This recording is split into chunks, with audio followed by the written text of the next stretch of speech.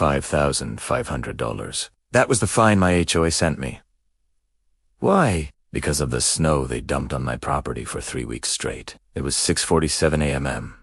In the middle of a freezing Colorado winter. I was jolted awake by the metallic scrape of heavy plow blades on the asphalt. The sound was like tanks rolling through our quiet neighborhood. I pulled back the curtain, expecting a normal snow removal crew. Instead, I saw 4 giant HOA trucks deliberately dumping every single flake of snow from the entire neighborhood right onto my driveway. It was a mountain of dirty snow, road salt, and ice chunks the size of bowling balls. The lead driver looked up, saw me in the window, and just shrugged as if he were doing me a favor.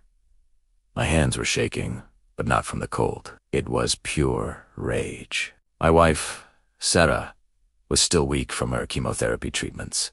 We'd sold our big house to pay her medical bills, and this house, Uncle Pete's old corner property, was supposed to be our fresh start. Now, these bullies thought they could just walk all over us, but what they didn't know was that I've been a heavy equipment operator for 25 years.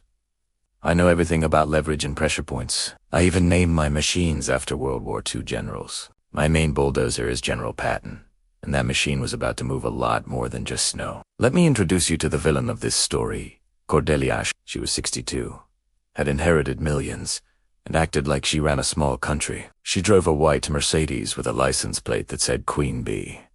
And in every single interaction, she wore something bright pink. The first time she welcomed me, she was in a pink silk robe and pearls just to take out the trash. She looked like a parody of a rich person. On December 15th, after the first big storm, I watched the HOA trucks dump that massive mountain of snow on my yard. This wasn't an accident. It was their policy. By using my land as a dump, the HOA saved $15,000 a year in removal costs. They figured Uncle Pete never complained, so I wouldn't either. But I wasn't Uncle Pete. I was a man fighting to keep his family together. 3 days later, I found a notice on my truck. It was a $500 fine from the HOA for snow accumulation.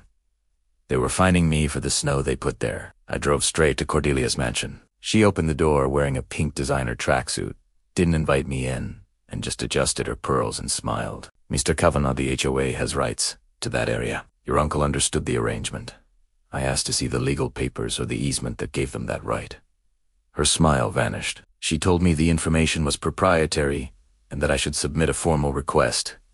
Translation: they had nothing. I realized then, Cordelia wasn't just a bully. She was a fraud. I hired a professional surveyor named Chuck Morrison. He showed up with lasers and GPS tools, and the results were better than I expected. The neighborhood street actually crossed 42 feet onto my private property. There was no easement, no legal right-of-way. The HOA was trespassing every single day. I hand-delivered copies of the survey to every house in the neighborhood. My phone started ringing off the hook. Neighbors were shocked to learn the HOA had been charging them $200 a year for road maintenance on a road they didn't even own.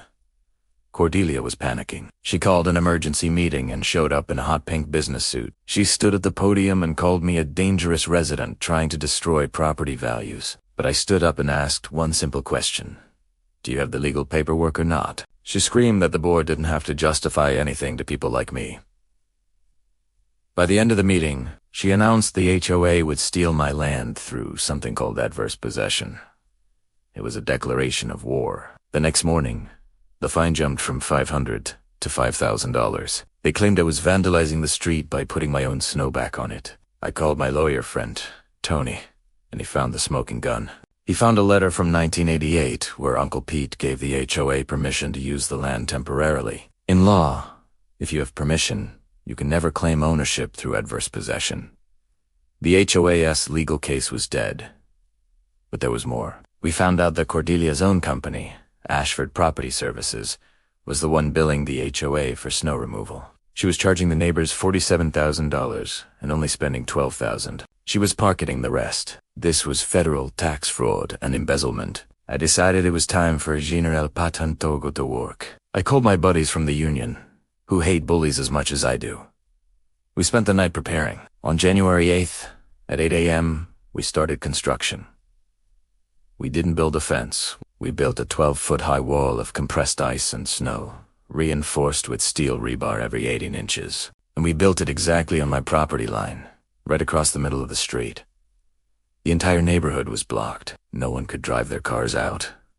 I sat on my porch with a cup of coffee and waited. Within 20 minutes, the white Mercedes appeared. Cordelia hopped out, wearing a bright pink cashmere coat and pink boots. She was screaming so loud you could hear her over the diesel engines. She started pulling at my survey stakes with her bare hands. "You can't do this.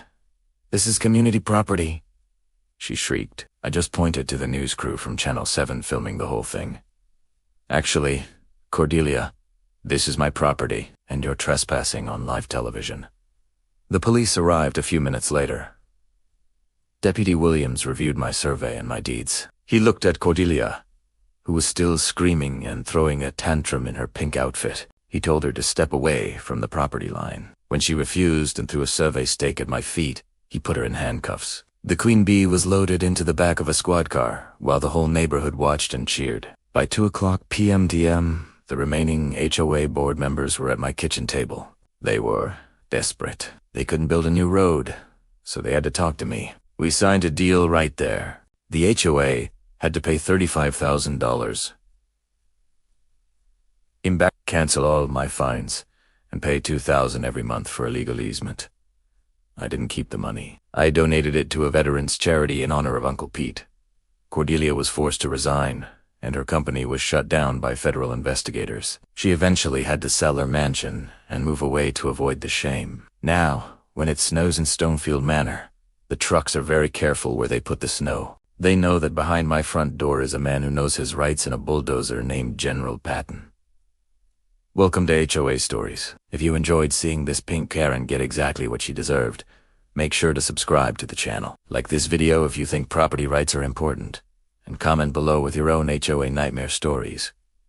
We read every single one. See you in the next story.